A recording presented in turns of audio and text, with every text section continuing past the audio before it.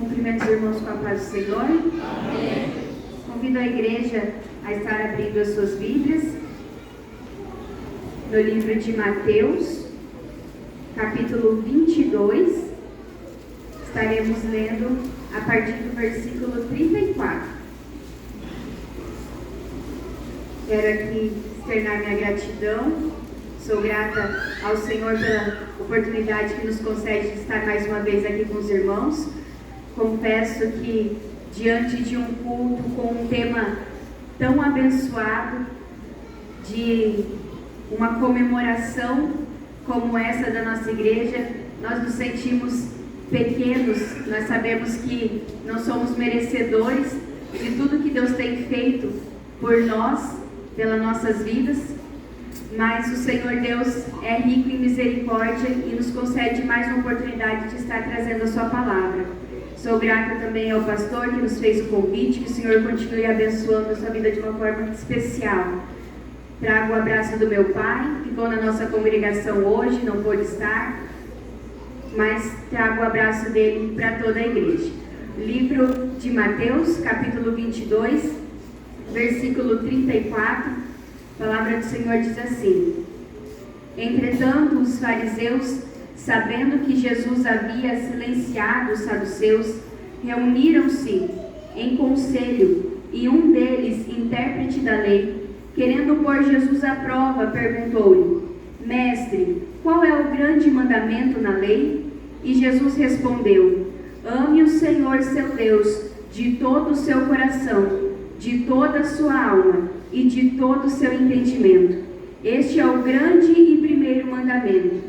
E o segundo, semelhante a este, é: ame o seu próximo como você ama a si mesmo. Destes dois mandamentos dependem toda a lei e os profetas. Amém? A igreja pode tomar assento. Meus irmãos, eu estava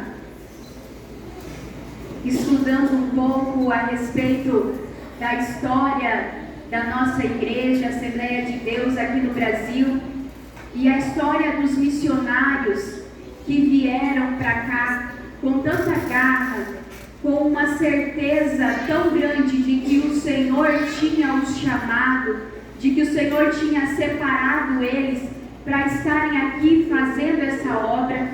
E enquanto eu estava lendo essa história, algo me chamou muito a atenção. Um testemunho que eles contam, que eles tinham apenas $90 para que eles pagassem a passagem e pudessem se manter aqui no Brasil durante os primeiros dias que estariam aqui. E nesse testemunho eles contam que o Senhor toca no coração desses homens para que eles viessem a doar esse valor, para que eles viessem entregar esse valor em oferta a alguns irmãos de uma rádio naquela época. E era tudo que eles tinham para vir para o Brasil fazer missão. Mas eles, de todo o coração, orando ao Senhor, entregaram aquele valor que eles tinham. E que dias depois, eles encontram uma pessoa, chega diante deles e diz assim: eu estava aqui com um envelope para ir até o correio e te entregar esse envelope, mas já que nos encontramos, não será necessário que eu envie pelo correio. Eu tenho aqui $90 que o Senhor mandou entregar para vocês, aleluia. E eu achei isso tão maravilhoso, tão lindo, porque os mesmos testemunhos que nós ouvimos hoje são os testemunhos que os irmãos contaram lá no início. Os testemunhos que estes dois missionários viveram demonstram de uma forma tão linda o cuidado de Deus com a sua igreja, o cuidado de Deus com o seu povo, com aqueles que se dispõem a fazer a sua obra. E o Senhor Deus veio falando muito ao meu coração durante essa semana a respeito disso. Hoje nós comemoramos os 113 anos da Igreja Assembleia de Deus no Brasil. E o Senhor ministrou ao meu coração que Ele ainda é o mesmo Deus. Que o mesmo Deus que trouxe para iniciarem essa obra tão linda aqui no Brasil, ainda é o Deus que continua operando hoje. E é sobre isso que eu quero falar, sobre o nosso Deus, o Deus a quem servimos, o Deus Todo-Poderoso, o Deus que cuida da sua igreja. E eu quero aqui fazer uma breve introdução, falando sobre a existência do nosso Senhor Deus, que Ele é um Deus real, que Ele é um Deus verdadeiro, que Ele não é um Deus que apenas tem olhos, mas não vê, que tem ouvidos, mas não ouve, que tem nariz, mas que não consegue cheirar. Ele não é um Deus que não sente, mas Ele é real.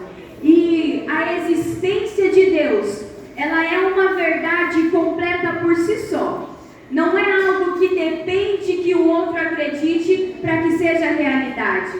O Senhor, Ele é Deus por natureza. Ninguém o criou. Não teve alguém que fez o nosso Deus, mas Ele é o Todo-Poderoso. O Senhor não depende de que outros venham a acreditar, mas a sua soberania está acima de todas as coisas. E bem-aventurados nós, a palavra diz, que não viram, mas que creem no Senhor. E nós vamos ver a Bíblia trazendo para nós uma revelação de Deus.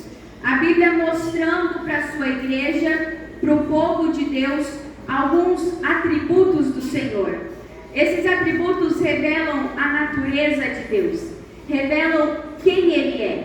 Atributos significa que nós vamos qualificar um ser, é o que qualifica um ser, os atributos. Através deles nós conhecemos quem Deus é e o que Deus faz.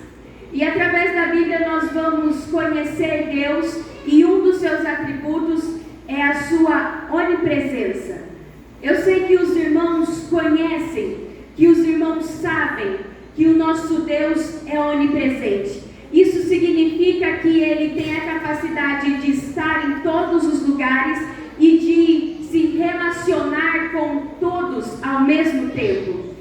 A palavra do Senhor vai dizer lá em Salmos 139: para onde me ausentarei do teu espírito? E para onde fugirei da tua face?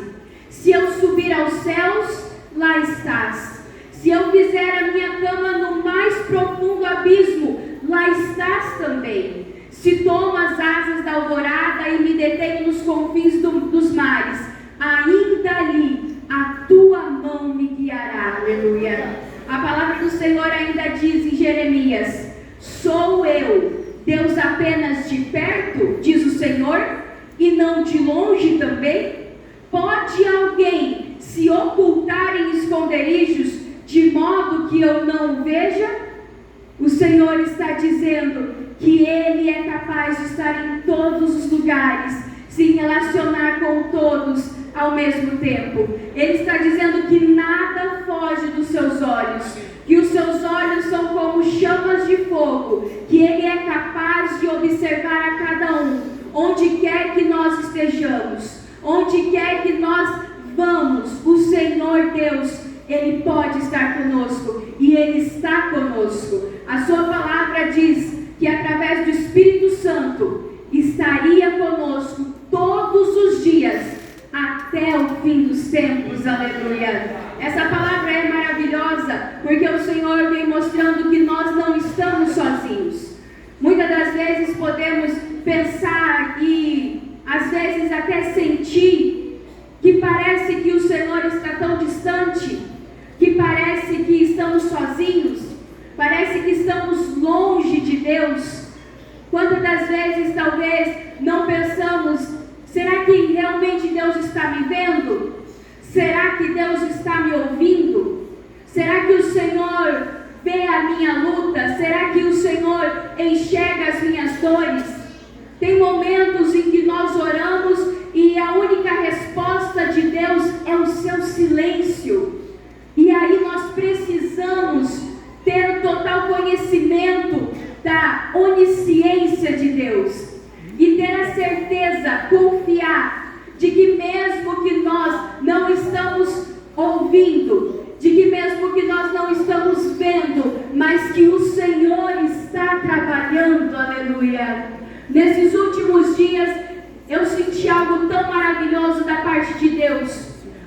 porque houve uma semana em que estava tão difícil, as coisas estavam tão apertadas, e eu dobrei os meus joelhos e eu dizia: Senhor, eu preciso da tua ajuda, eu preciso da tua presença, porque eu não ouço a sua voz. E é tão desesperador quando nós não ouvimos a voz de Deus.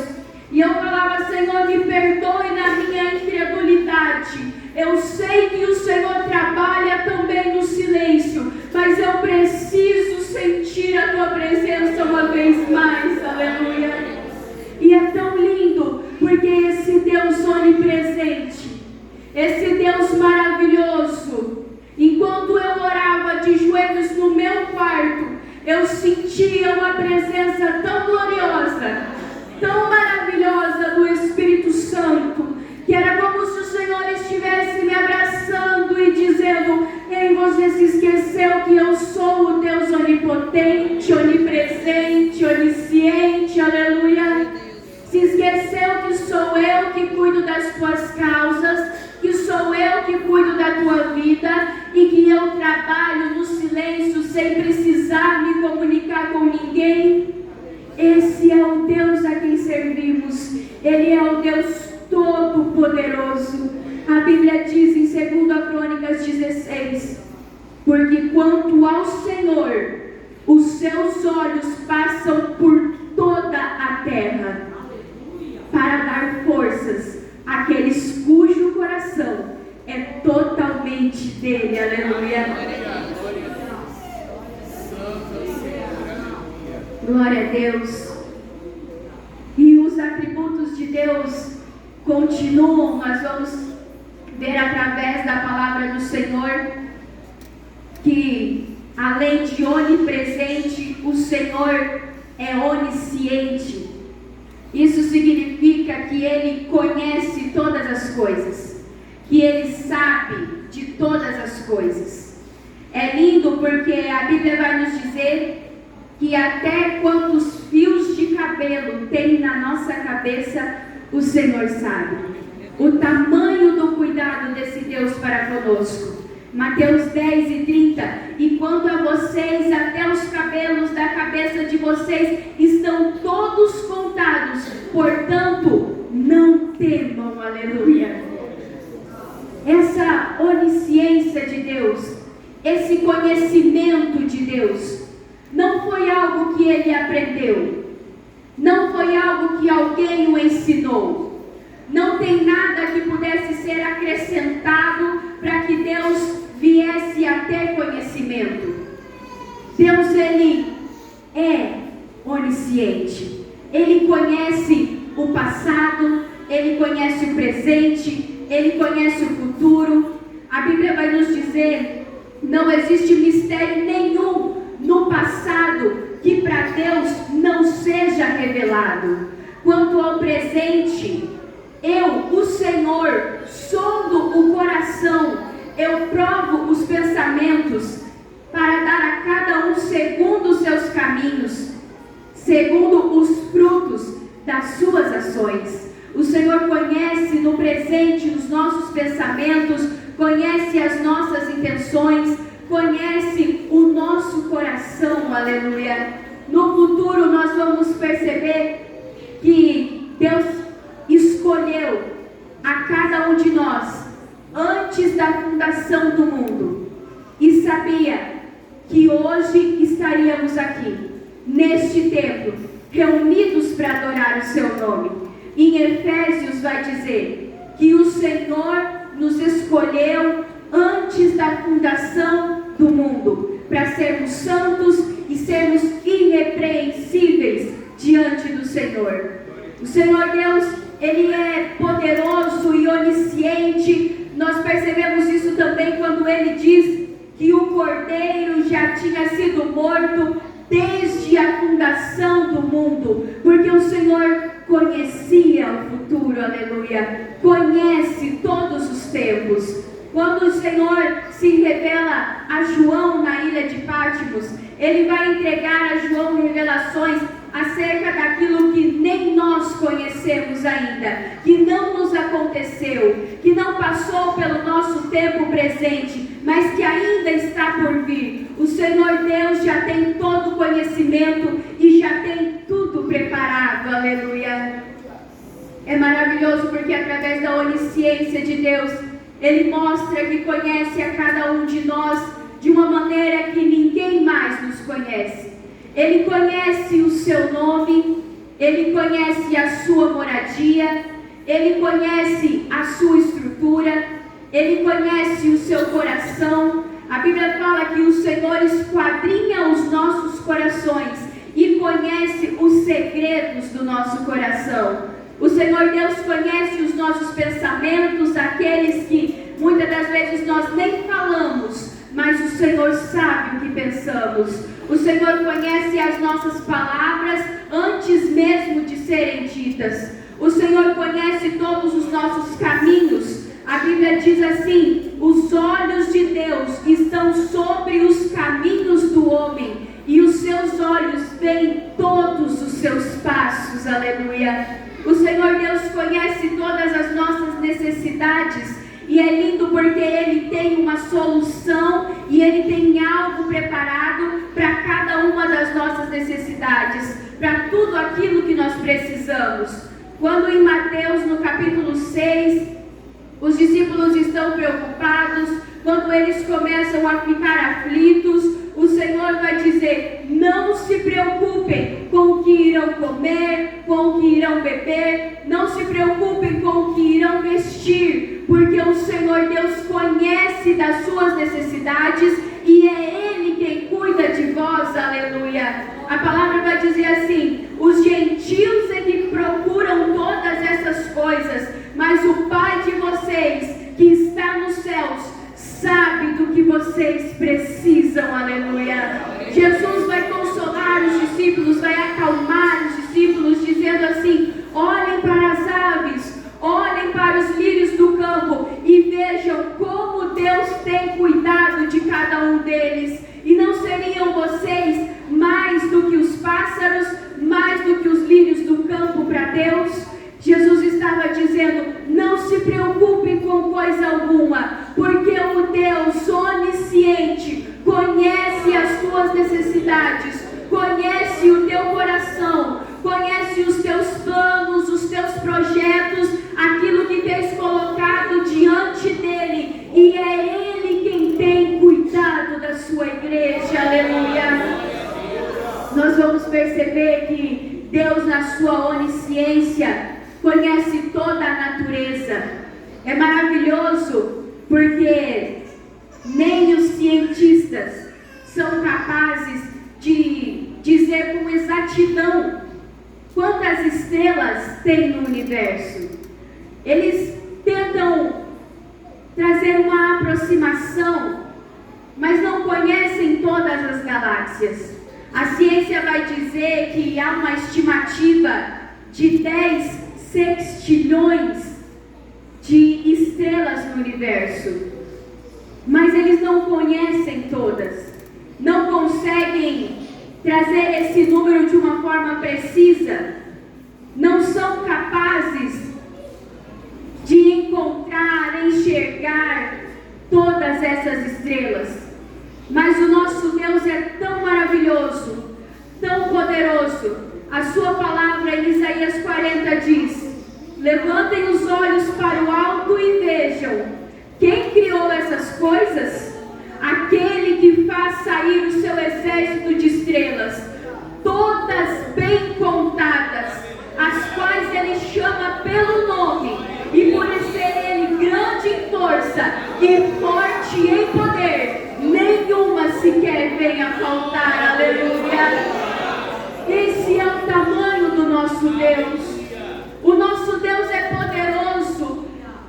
Ele tem todo o conhecimento maior do que qualquer ser humano possa imaginar ou possa tentar chegar próximo. Não tem como comparar o nosso Deus. Não tem como comparar a sua onisciência, a sua sabedoria. Ele é fonte de sabedoria, Ele é a fonte de todo o conhecimento.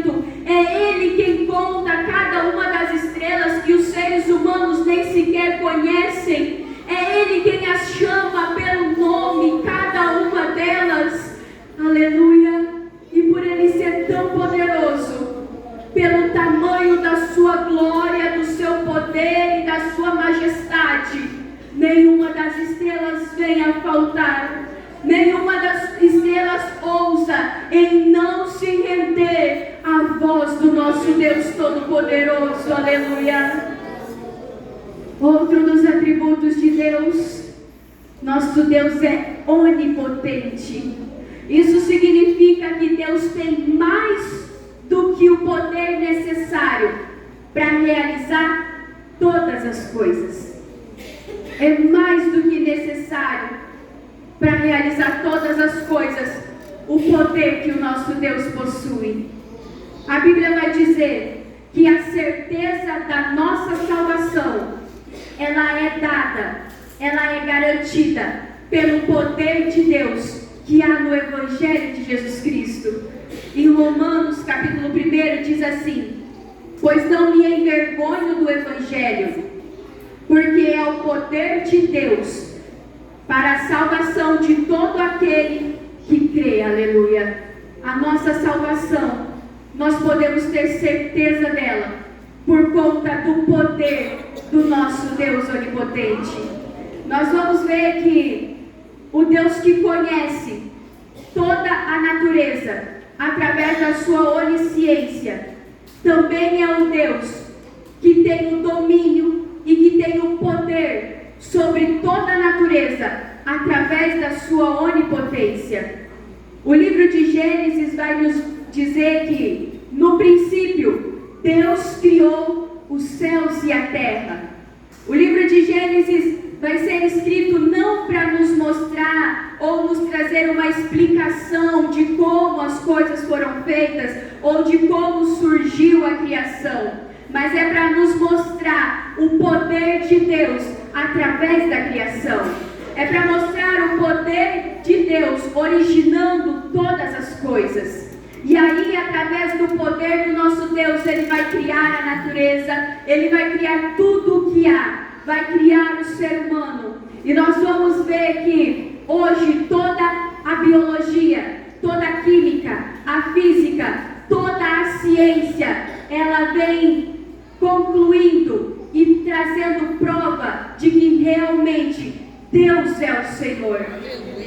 Houve uma frase da revista da Escola Dominical dos Adolescentes que disse assim: um pouco de ciência pode trazer incredulidade, mas quanto mais ciência, mais é revelada a verdade de Deus. Aleluia. Quando nós começamos a estudar a química dentro do corpo humano, quando vemos através das plantas, da natureza, como as coisas são organizadas, não tem como acreditar que aquilo foi acaso, não tem como acreditar que foi obra de qualquer outra circunstância, a não ser das mãos poderosas do nosso Deus. Aleluia.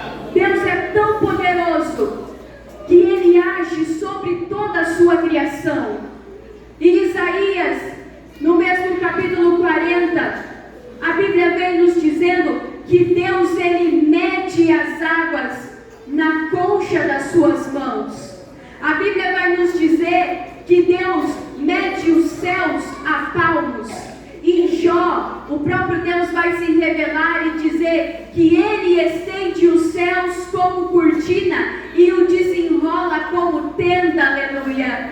A palavra do Senhor diz que as nações, essas que se consideram tão grandes, tão soberbas, que Deus as considera como pingos em baldes d'água, que Deus as vê como pó. Aleluia. A Bíblia vai nos dizer que as ilhas para Deus são como pó fino. A Bíblia vai dizer que Deus, Ele é tão grande, tão soberano, tão majestoso, que Ele se assenta sobre a cúpula da terra, que é Ele quem faz descer a chuva sobre a terra, que é Ele quem dá limite ao mar, que é Ele quem controla os relâmpagos, os trovões, é Ele quem controla a vida, quem controla a morte. Aleluia.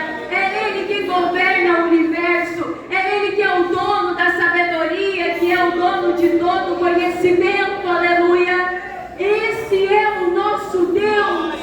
É o Deus que tem poder sobre todas as coisas. É o Deus que quando fala não tem como qualquer coisa se colocar à frente. Aleluia. Deus Todo-Poderoso. Ele é o Deus que está à frente da igreja. É o Deus que peleja pela sua igreja. Aleluia. Quando Josué orou e pediu ao Senhor que o ajudasse na batalha, a Bíblia conta que o sol parou no céu. Aleluia. Porque o Senhor Deus ordenou que a natureza obedecesse em favor dos seus filhos. Aleluia. O Deus onipotente, o Deus todo-poderoso, é o Deus que cuida da sua igreja. A palavra vai dizer assim: será que vocês não sabem nem ouviram que o Deus eterno, o Senhor, o Criador dos confins da terra, Ele nem se cansa, nem se fadiga? A sabedoria dele é insondável. E olha o que esse Deus todo-poderoso faz. Ele fortalece o cansado. Ele multiplica as forças daquele que não tem nenhum vigor. Os jovens se cansam, se fadigam, os moços de exaustos caem, mas os que esperam no Senhor renovam as suas forças, sobem com asas como de águias, correm e não se cansam, e caminham e não se fatigam. Aleluia. Esse Deus Todo-Poderoso tem tudo aquilo que nós precisamos, que nós necessitamos. O que é que nós precisamos nessa noite? Quais são as nossas causas difíceis? Talvez causas impossíveis. O que é aquilo que para nós parece que não tem jeito? Deus vem se revelando através da sua palavra, vem se revelando através da natureza, se revelou através de Jesus Cristo. O Senhor Deus vem mostrando a nós dia após dia que Ele é o Deus onipresente, onisciente, onipotente, que Ele é o Deus que cuida das nossas causas e que hoje está entre a sua igreja. Aleluia. E o que é que nós viemos prestar diante de Deus? Que nós possamos render o nosso melhor culto, a nossa melhor adoração e glorificar ao Senhor. Aleluia. O mesmo Deus que cuidou da igreja, que edificou a igreja no passado, continua cuidando e sustentando a sua igreja no presente. Seja qual for as nossas causas difíceis, seja o que for aquilo que nós precisamos, o Senhor Deus tem todo o poder. Aleluia. E basta uma palavra sua para que tudo venha ser colocado no seu devido lugar. Glória a Deus. O Senhor também me fez refletir a respeito de um de seus atributos, que é o amor. O amor de Deus pelos seus filhos e pela sua igreja. Amor significa uma virtude perfeita e infinita de Deus. A Bíblia nos mostra que, além de Deus dizer que ama, Ele é amor. Em 1 João 4, quem não ama não conhece a Deus, porque Deus é amor. Isso significa que amor é a própria essência de Deus. Isso significa que Deus é fonte incessante e abundante de amor. E nós vamos perceber isso através da grande demonstração de amor feita por nós na cruz do Calvário. Nós vamos poder enxergar o tamanho do amor de Deus na cruz do Calvário, quando Ele envia o seu único filho, o seu filho unigênito, Jesus Cristo, para que pudesse vir à terra e morrer, para que os nossos pecados fossem perdoados. Jesus Cristo, Ele morreu por resgate de toda a humanidade. Através do seu sacrifício, Ele foi mediador entre Deus e os homens. Em Hebreus capítulo 2, a Bíblia vai dizer: Jesus participou da morte para livrar todos que pelo pavor da morte estavam sujeitos à escravidão por toda a vida. Nós estávamos sujeitos à escravidão por toda a vida, mas Jesus Cristo, através do seu sacrifício na cruz do Calvário, veio para nos livrar e para nos trazer vida, e vida em abundância, aleluia.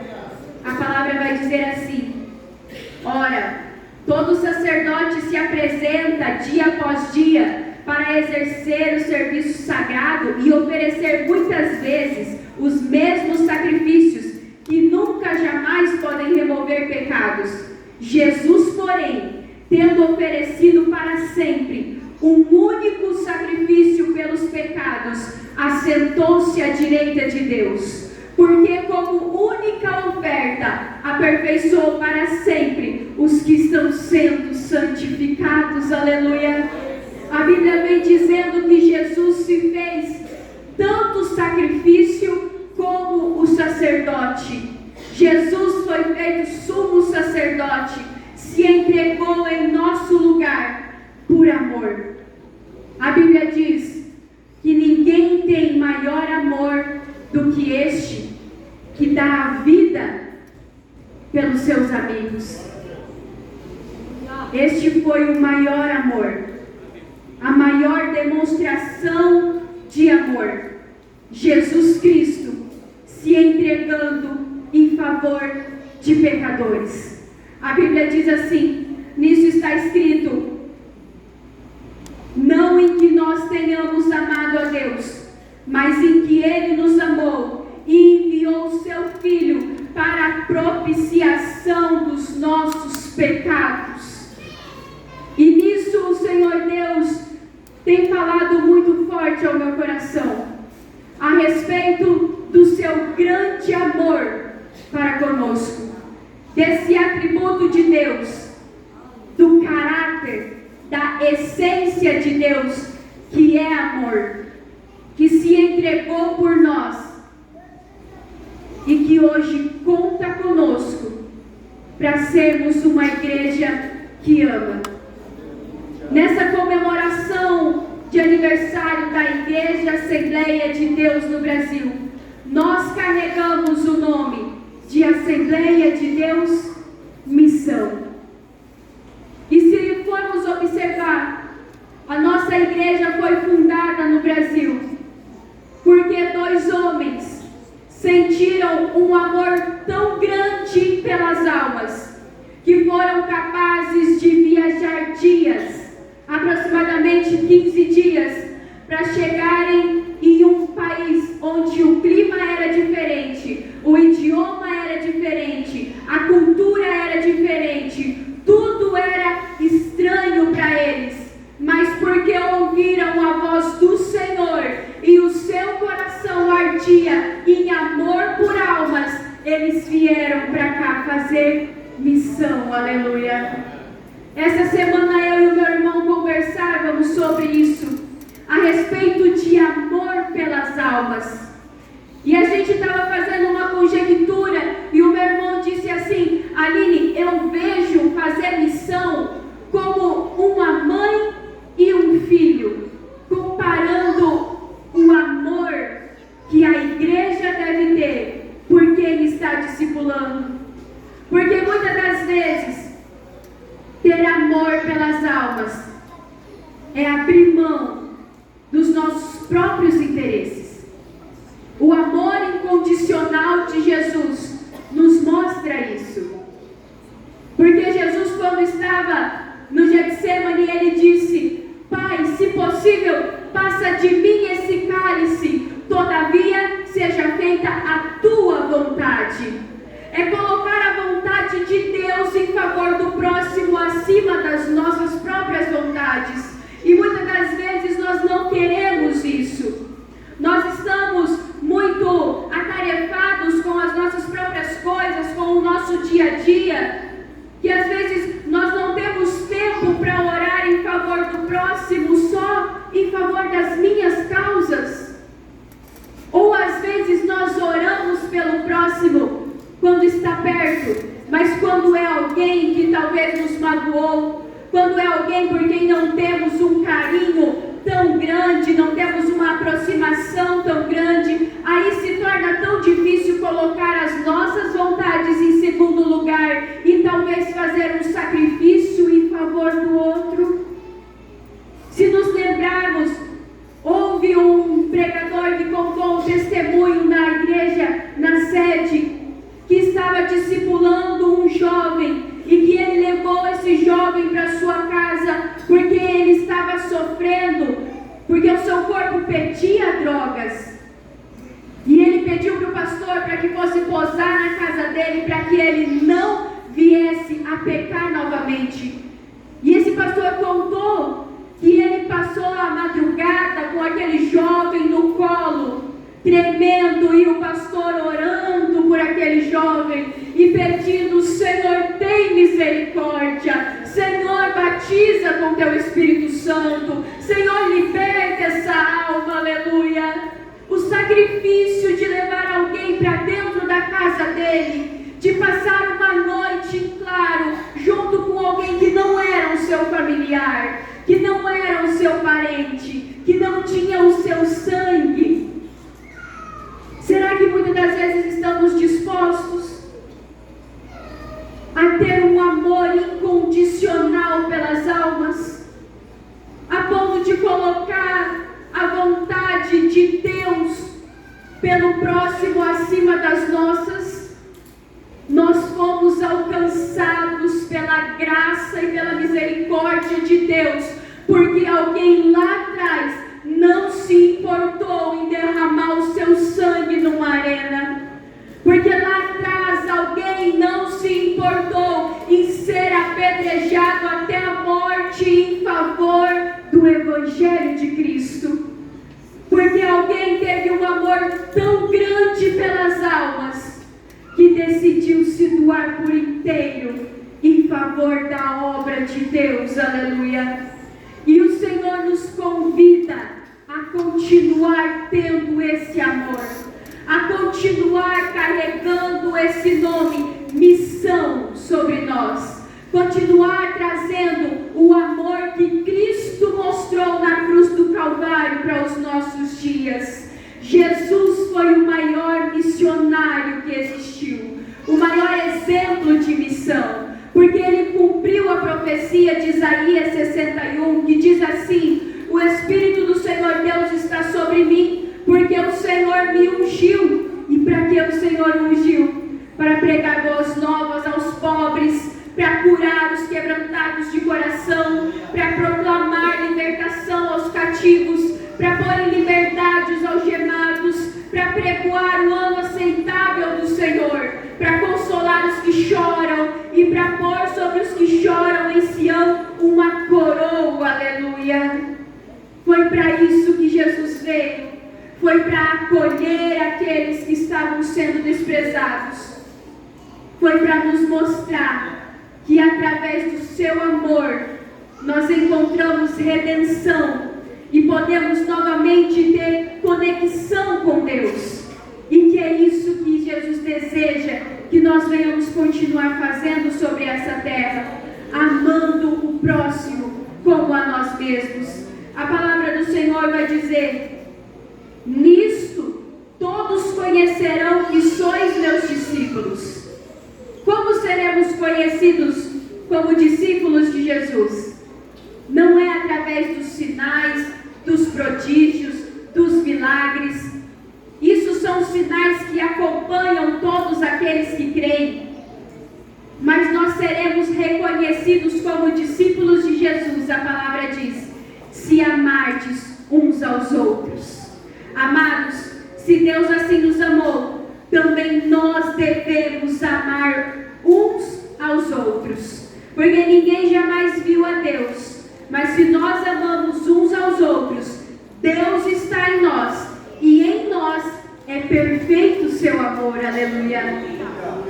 A palavra do Senhor diz em 1 Coríntios, capítulo 13, sobre o dom supremo, o amor. Paulo vai escrever esse capítulo 13 à igreja em Corinto, porque os irmãos consideravam o dom de falar em línguas, o dom de profetizar, o dom de conhecimento, de sabedoria, acima de todas as coisas. E agora os irmãos começam a fazer acepção, porque o irmão que tem tal dom é superior, o irmão que tem outro dom é superior. Começam a dividir a igreja, começam a dividir os irmãos e lhe faltar amor dentro da igreja. E aí Paulo vai escrever a eles 1 Coríntios 13. Quantas das vezes nós vemos esse capítulo sendo citado em cerimônias de casamento, em cerimônias de matrimônios, mas não é só disso que se reflete o amor. Não é só sobre isso que vem trazendo a palavra do Senhor, não só sobre esse amor, mas sobre o amor fraternal da igreja.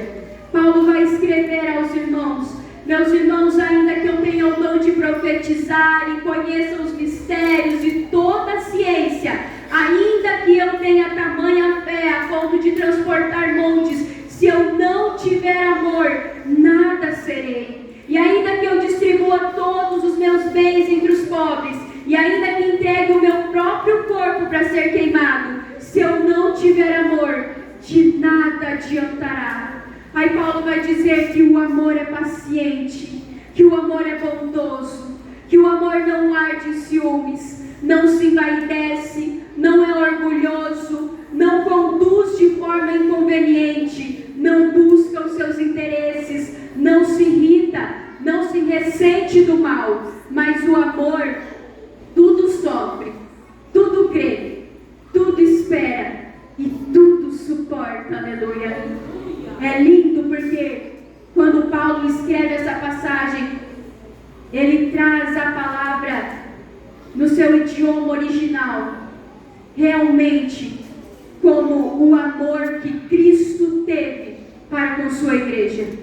Quando ele fala de paciência, ele fala de suportarmos uns aos outros, ajudarmos uns aos outros. Quando ele fala de bondade, ele traz isso para a igreja, que nós possamos ter um amor bondoso a ponto de nos doarmos em favor do próximo. Nós precisamos continuar com essa chama em nosso coração, desenvolvendo não somente os dons do Espírito Santo, mas também o fruto do Espírito em amor, para que possamos continuar sendo uma igreja unida, uma igreja missionária, uma igreja segundo o coração de Deus, que não ama o próximo ou um ao outro só aqui dentro da igreja. Quando nos conhecemos uns aos outros, temos mais facilidade de amar, de ter proximidade, mas que nós possamos amar aqueles que estão lá fora, aqueles que estão perdidos. E quando nós viemos a trazer algo para aqueles que estão lá fora, nós não venhamos nos interessar, sabendo que esse amor não é interessado, não é esperando algo em troca, mas que a maior recompensa é saber que nós estamos anunciando a verdade do Evangelho e que estamos participando da missão nessa terra, da missão evangelizadora e povoando o céu. Aleluia. Que o Senhor Deus possa continuar trabalhando em nós esse desejo de amar ao próximo, que nós possamos cada dia mais entender que precisamos aprender a amar, porque esse Deus que cuida da igreja, que implantou a igreja, que nos sustenta, que cuida de cada um de nós, Ele ainda deseja que sejamos uma igreja amorosa, uma igreja missionária, uma igreja cheia do Espírito Santo e reconhecendo o sacrifício de Jesus por nós e alcançando mais almas para o reino de Deus. Aleluia. Meus irmãos, essa foi a palavra que o Senhor tem colocado em meu coração nessa noite. E eu oro para que o Senhor Espírito Santo continue trabalhando no coração de cada um de nós. Aquilo que eu não consegui expressar, que o Espírito Santo trabalhe em nossos corações. E eu agradeço a minha oportunidade no nome de Jesus. Amém.